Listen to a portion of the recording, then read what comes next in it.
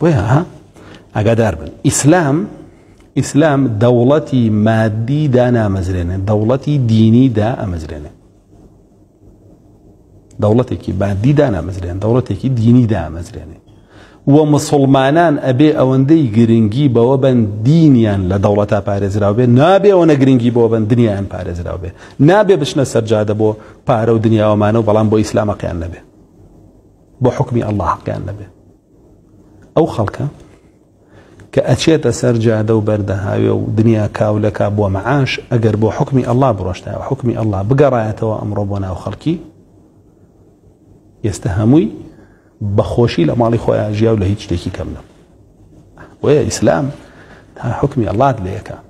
ئەمەی کە هاتووە ئەڵێ دەوڵەتی مەدەنی، ئەزانین بەسی چی ئەمە لە کێوەریان گرتووە؟ ئەمە لە ئەفڵاتونیان وەرگرتووە، المەدینەة الفاضلة، کتێبی کۆماری کە کراوە بە کوردی و بە عەرەبی و بە هەموو زوبانەکان. خودی فکرەی عەلمانیەت، جیاکردنەوەی دین لە دەوڵەت و دیموکراسیەت لەو کتێبە وەرگیراوە کە وەرن با دنیاتان بۆ خۆشکەین، ژیانتان بۆ خۆشکەین، قیامەت گوێمێنێ با بڕۆن.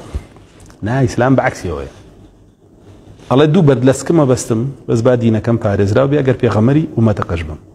ئیسلام ئاواڵێ، ڕەسوڵ الله صلی الله علیه وسلم ئاوا. قیامەتم مسۆگەرەکەم دوو بەردلەسکمە بەستم کێشەم لێنان ناخۆ. قیامەتم مسۆگەرەکەم سنگمەنێم بە شیر و تیری کافرەوە کێشەم نییە. قیامەتم مسۆگەرەکەم. بەس ئەمەیتر کە دیموکراسیە دێناوێتی و عەلمانیەت دێناوێتی و لە ئەفڵاتونەوە وەریگرتووە، پێشتریش لە ئەرەستۆ و لەکێو بەتاڵە. ئیسلام لەگەڵ ئەوەیان نییە. ئەوە حەقیقەتەکەیەتی.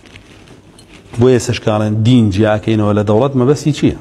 تۆ لە ڕووی مادیەوە کە لە ئەنعامی بەل هوم ئەضەل بژی کێشەو نەبێیت، دوایە چیتە جەهەنەمەوە ناچیەوە بابەتێکی ترە، بەس دوایە چیتە جەهەنەمەوە گەر لە ژیانی دنیا وەکو کە لە ئەنعامی بەل هوم ئەضەل ژیابی.